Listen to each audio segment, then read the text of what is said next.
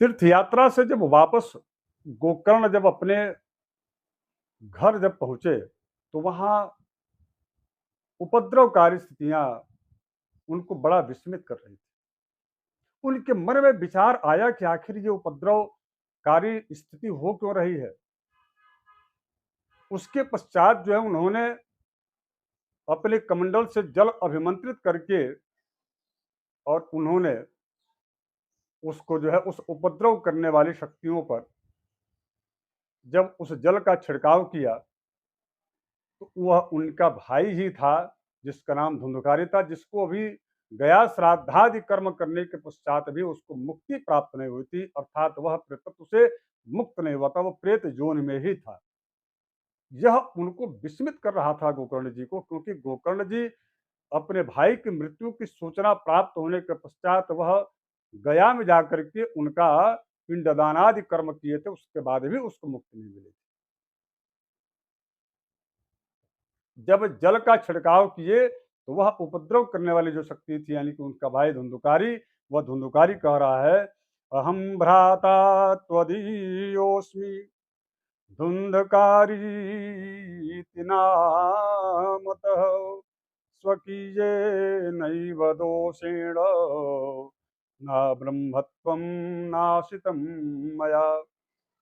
मैंने अपने कर्मों की वजह से प्रेत बना और अभी तक मुझे इस प्रकार के प्रेत जोन से मुझे मुक्ति नहीं प्राप्त हुई है। उसके बाद वो कह रहा है कि गया श्राद्ध सतेनापि मुक्तिर्मे न भविष्यति। मैं इतना नीच कर्म किया हूं अपने जीवन में, हे भाई गोकर्ण, चाहे आप जितना भी मेरे लिए उपक्रम कर लो, गया श्राद्धादि दानादि कर्म कर लो, किंतु मुझे मुक्ति प्राप्त नहीं होगी, क्योंकि मैं बहुत नीच कर्म किया। 100 यदि आप बार जाकर के गया श्राद्ध कर दें तो भी मुझे मुक्ति नहीं मिलेगी। कुछ और उपाय ढूंढो भैया, ताकि उससे मुझे मुक्ति प्राप्त हो जाए। गोकर्ण इस प्रकार की बात सुन करके और बड़े दुखी हुए, मन में उनके बड़ा जो है विस्मयकारी पीड़ा हुई। अब यह कैसे और क्या करें, किस प्रकार का उपक्रम करें ताकि मेरे भाई धुंधुकारी को मुक्ति प्राप्त हो जाए, यह गोकर्ण प्रश्न लेकर के भगवान सूर्य के पास गए। भगवान सूर्य से कहा कि हे प्रभु, मैं कौन सा उपाय करूं। मैंने तो गया श्राद्ध जा करके पिंडदान गया में जाकर हमने किया अपने भाई का, लेकिन मुक्ति प्राप्त नहीं हुई। भगवान सूर्य ने कहा, देखो तुम जा करके और श्रीमद् भागवत महापुराण की कथा उसे श्रवण कराओ। श्रीमद् भागवत महापुराण की कथा का इतना अत्यधिक महत्व है कि श्रीमद् भागवत महापुराण के महात्म्य में इस गोकर्ण के उपाख्यान में भगवान सूर्य ने उपाय बताते हुए कहा कि आप जो है श्रीमद् भागवत महापुराण की कथा सुनाइए, हे गोकर्ण, इससे आपके भाई धुंधुकारी को मुक्ति प्राप्त हो जाएगी। वहां से जब आते हैं उसके पश्चात जो है कथा श्रवण कराए, और वह जो प्रेत के रूप में आकर के वहीं सामने बांस के जो 7 अलग अलग ग्रंथियों का एक बांस था, हरा बांस, उसी बांस में वो आकर के बैठ गया। और उसके पश्चात जो है क्रमशः प्रतिदिन कथा होती थी, समापन के पश्चात एक गांठ जो है फूट जाती, यानी कि फट जाती थी।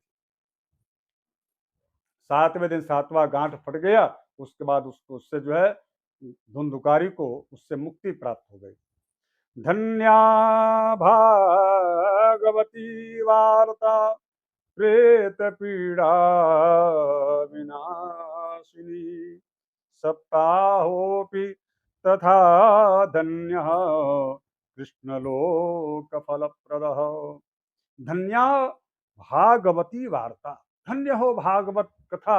यह कहते हुए धुंधुकारी ने कहा, हे, इस प्रकार की कथा धन्य है जिस कथा के श्रवण मात्र से प्रेत पीड़ा विनाशिनी, जो प्रेत की पीड़ा का विनाश करने वाली कथा है, प्रेत प्रेतत्व से मुक्ति दिलाने वाली जो कथा है, यह कथा धन्य है।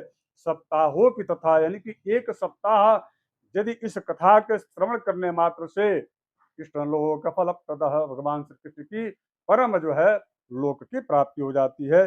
इस प्रकार से वह धुंधुकारी जो है दिव्य लोक में विमान पर बैठ करके भगवान विष्णु के महापार्षद आए और लेकर के उसको गए। कुल मिलाकर के उसको जो है परम पद की प्राप्ति हुई।